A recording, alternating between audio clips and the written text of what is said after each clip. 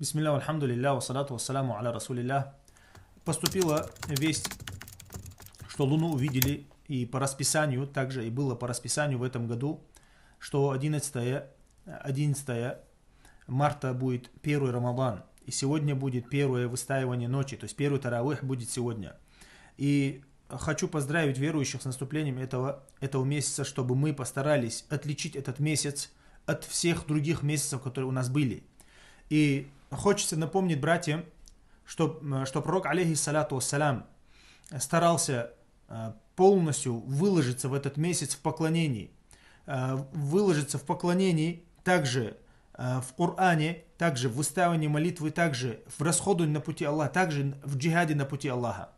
И вот эти все поклонения пророк, алейхиссалату вассалям, усиливал в этот месяц, как передается от Айши, радийаллаху анха, что пророк, алейхиссалату вассалям, не спал ночью в этот месяц. То есть он выстаивал этот Рамадан и также заставлял свою семью тоже выстаивать этот Рамадан. И пророк, алейхиссалату вассалям, расходовал на пути Аллаха. И целый день он искал, имеется в виду, расходовал на пути Аллаха, как смерч говорит Анас, радийаллаху анху. То есть он искал места, куда бы отдать деньги и расходовать на пути Аллаха именно в месяц Рамадан. Также пророк, алейхиссалату вассалям, работал над Кораном. Даже передается, что он сдавал Коран Джибрилю, алейхиссалям, каждый месяц по одному джузу в день. То есть повторением и закреплением. И мы тоже должны постараться не так, чтобы, как обычно, делаем таравих, постимся и спим. Обычно у верующих вот так проходит этот месяц. То есть как обыденное поклонение, и ничего особенного нет в этом Рамадане. Обычно у других, имеется в виду, большинства людей. Но мы должны постараться именно, Всевышний Аллах послал этот месяц, чтобы мы могли зарядиться на весь год. То есть вот этот месяц нам дан, чтобы мы зарядились на весь год. И мы должны постараться выделиться в этом месяце поклонением, поминанием Всевышнего Аллаха, выстаиванием молитв, расходованием на пути Аллаха. И ты должен сесть и подумать, как бы выделить этот месяц от других месяцев, которые у тебя были.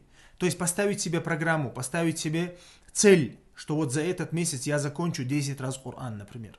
Что я выучу или повторю, вот закреплю свой Коран, который я учил до этого. Кто-то захочет книги читать, например, религиозные, чтобы именно цель у мусульманина должна быть в этом месяце укрепить свой иман, который падал целые 11 месяцев, и он должен их возобновить, этот иман и укрепить этот иман за этот месяц. И это большая милость Всевышним Аллахом, дарованная нам. И пророк, алейхиссалату вассалям, аж каждый месяц передается, что пророк, алейхиссалям, никогда не пропускал иатикаф, когда он был дома. То есть он не оставлял иатикаф. Иатикаф — это уединение со Всевышним Аллахом в мечети. И пророк, алейхиссалям, оставлял все. То есть оставлял семью, оставлял все дела и так далее. И он полностью заходил в палатку в мечети и поклонялся Всевышнему Аллаху целые 10 дней. В некоторых риваятах, что он даже иногда проводил больше 10 дней, то есть до 15-20 дней. И поэтому мы тоже должны стараться не так, чтобы искать какое-то место для таравиха или же как бы провести, где бы сделать таравих. Нет, у тебя должна быть цель именно максимально провести полезно этот месяц.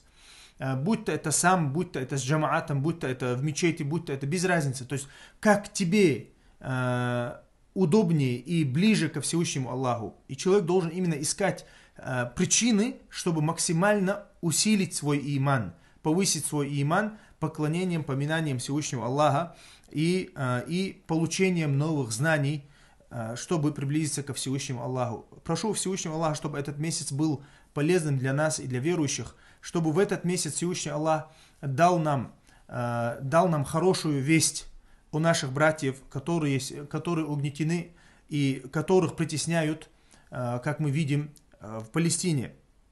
Просим у Всевышнего Аллаха, чтобы Он сделал этот месяц месяцем открытия, чтобы этот месяц был благодатным для всех верующих на земле. И просим у Всевышнего Аллаха, чтобы Он приблизил нас к себе и даровал нам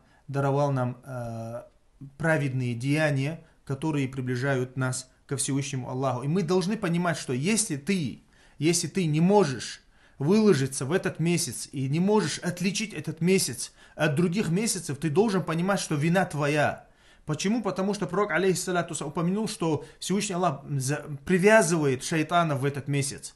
То есть, если тебе шайтан не мешает в этот месяц, ты должен понимать, что вина твоя, что ты виноват, если ты не можешь выделить этот месяц для поклонения Всевышнему Аллаху. И просим Всевышнего Аллаха, чтобы Он приблизил нас к себе и сделал нас из тех людей, которые Он спасает от огня ада в этот месяц. Субханак Аллахумма ва бихамдика, ашхаду ан ла иляха илля анта, астагфирука ва атубу илейк.